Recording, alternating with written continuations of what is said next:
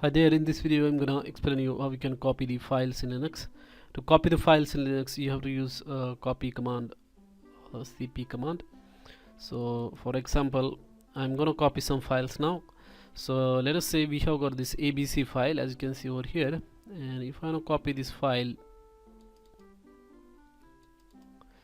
to the same home directory, what I can do simply is cp abc, and here I can give the new name to the file, say xyz, and then hit enter. So abc will be copied in the same directory. As notice that xyz is not available right now in the current directory.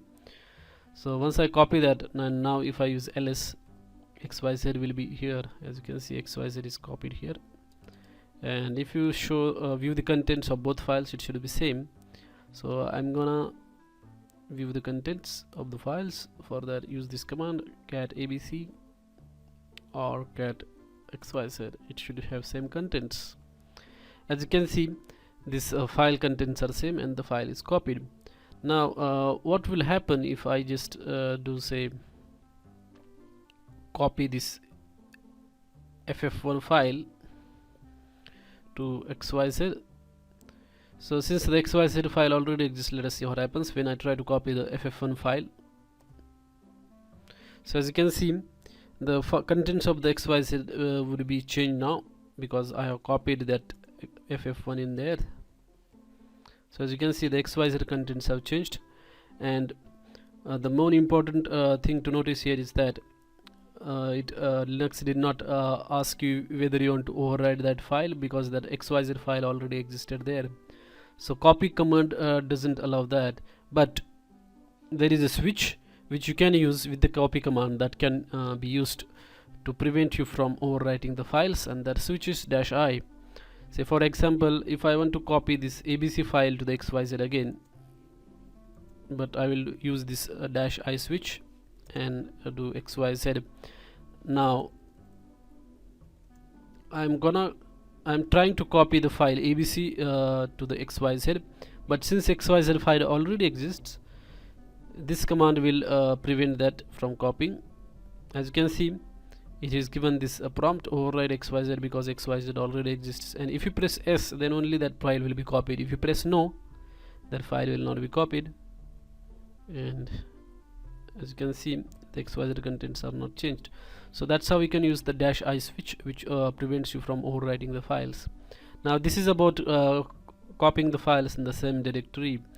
Say for example, if you want to copy the file abc into the folder, say sample folder, over here, as you can see, there is a folder sample.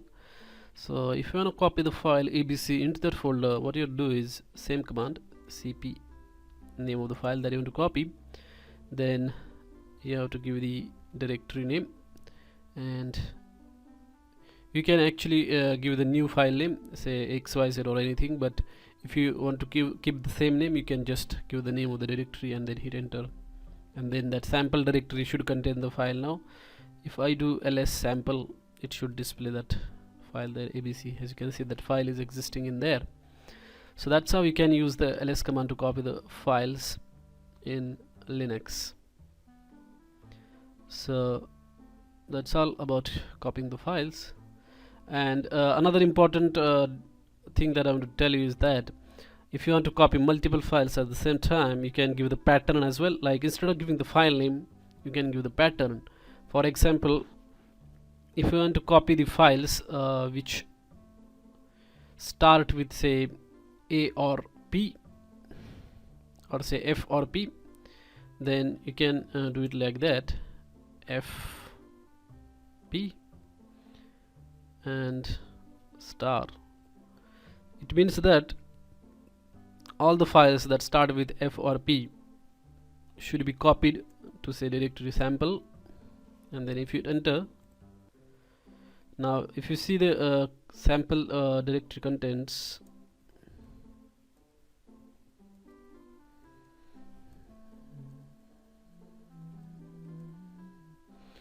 as you can see, the files ff1 and pqr are also copied, because this is called as wildcard characters.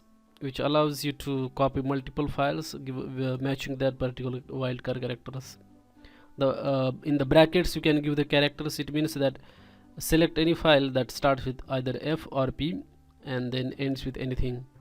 So ff1 and pqr matched those conditions, and that's why those files were copied into the sample. So this is very handy thing that you need to remember, wildcards characters, which can boost your productivity. If you like this video, hit like button. Thank you.